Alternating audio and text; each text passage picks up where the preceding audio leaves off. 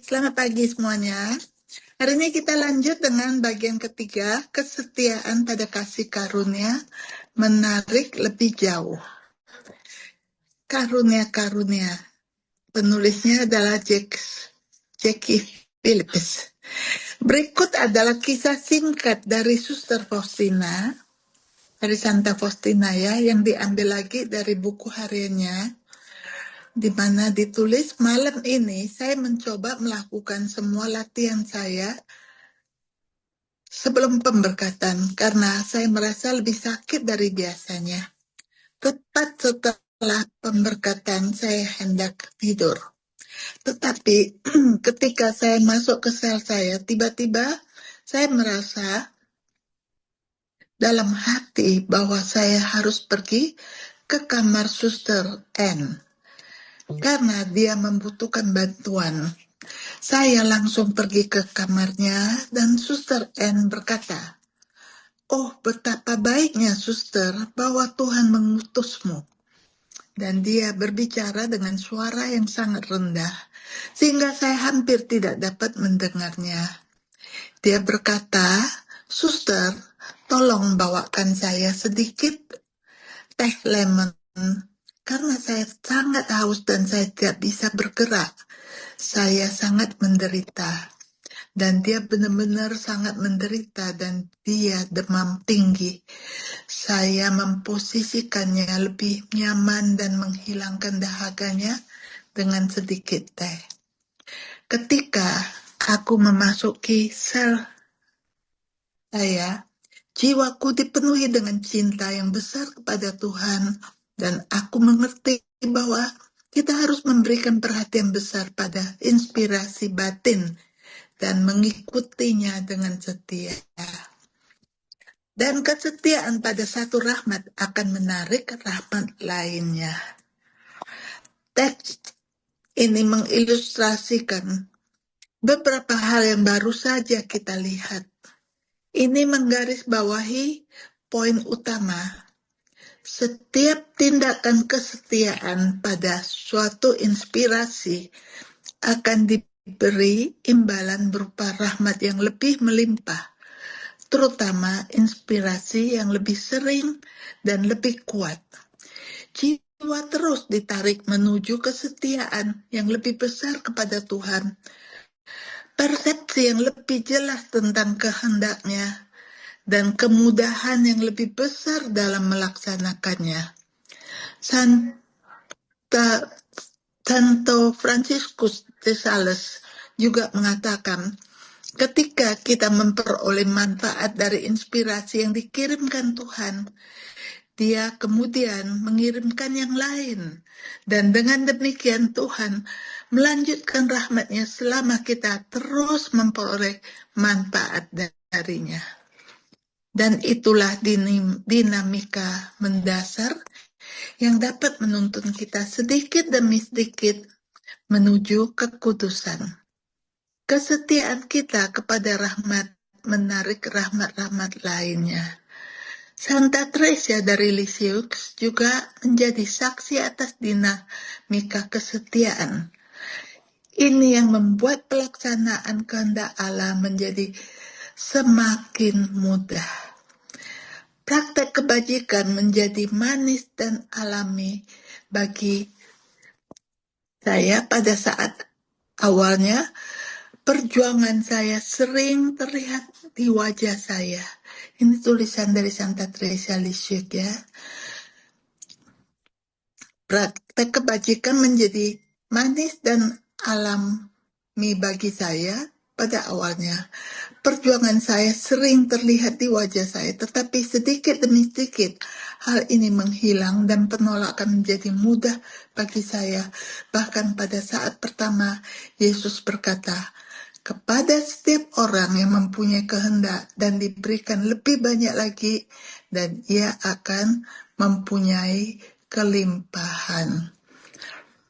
Untuk satu rahmat yang saya terima dengan setia, ia memberikan kepada saya banyak rahmat lainnya. Perlu ditambahkan bahwa proses ini disertai dengan rahmat sukacita. Meskipun mentaati Roh Kudus seringkali sulit bagi kita di awal karena pertentangan dengan ketakutan, keterikatan, dan sebagainya, ketaatan selalu pada akhirnya menjadi sumber sukacita dan kebahagiaan. Jadi selalu ada bertentangan ya dengan ketakutan, keterikatan, dan sebagainya. Ketaatan juga selalu pada akhirnya menjadi sumber sukacita dan kebahagiaan. Ketaatan disertai dengan curahan rahmat yang meluaskan hati kita dan membawa jiwa kita merasa bebas dan bahagia untuk menempuh jalan Tuhan. Aku akan berlari di jalan perintahmu apabila engkau meluaskan pengertianku. Tuhan memberi kita pahala dengan murah hati seperti yang hanya Dia mampu lakukan. Dia memperlakukan kita seperti hanya Tuhan yang mampu melakukannya. Hukum spiritual lain yang patut diperhatikan dan yang dikonfirmasi oleh pengalaman adalah ini. Jalan ketaatan kepada gerakan Roh Kudus. Ini mungkin sangat menuntut karena Roh berembus kemana Dia kehendaki. Tetapi itu adalah jalan kebebasan dan kebahagiaan. Kita dapat melakukan perjalanan tanpa batasan. Hati kita tidak terbatas tetapi meluas. Ini pelebaran hati adalah tanda yang lebih jelas bagi kehadiran Roh Kudus. Roh Kudus memang pantas disebut penghibur ketika sentuhan Roh Kudus yang menerangi kita dan mendorong kita untuk bertindak diterima dengan baik. Sentuhan itu mengalir ke dalam hati kita, bukan hanya terang dan kekuatan, tetapi juga penghiburan dan kedamaian yang seringkali memenuhi kita dengan penghiburan. Ini terjadi bahkan ketika objeknya adalah sesuatu yang tidak penting. Karena sentuhan ini berasal dari Roh Kudus. Sentuhan ini turut serta dalam kuasa Allah untuk menghibur dan memenuhi kita.